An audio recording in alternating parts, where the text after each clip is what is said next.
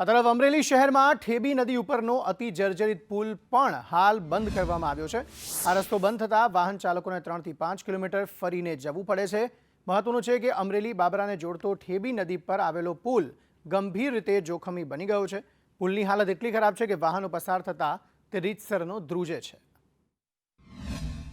ટેબી ડેમનો રસ્તો બંધ છે। નદીનો પુલનો રસ્તો સર્જરી થઈ ગયો છે, જેના કારણે આ ડાયવર્ઝન કાઢેલું છે, ત્યાંથી બધાને જવાનું છે। 2 કિલોમીટર જેટલું આમ થાય છે।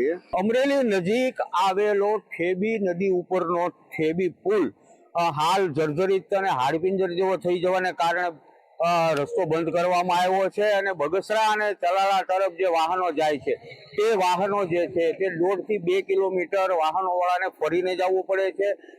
હાડપિંજર જેવો બની ગયેલા આ પુલ તંત્રને ધ્યાનમાં આવ્યું અને હાલ તે ડાયવર્ઝન કાઢવામાં આવ્યું છે। અહીંથી રસ્તો સદંતર બંધ કરવામાં આવ્યો છે, ત્યારે વાહન ચાલકોને 1.5 થી 2 કિલોમીટર બગસરાને ચલાળા ફરીને જવું પડે છે। સૂર્યકાંત ચૌહાણ, સંદેશ ન્યૂઝ, અમરેલી।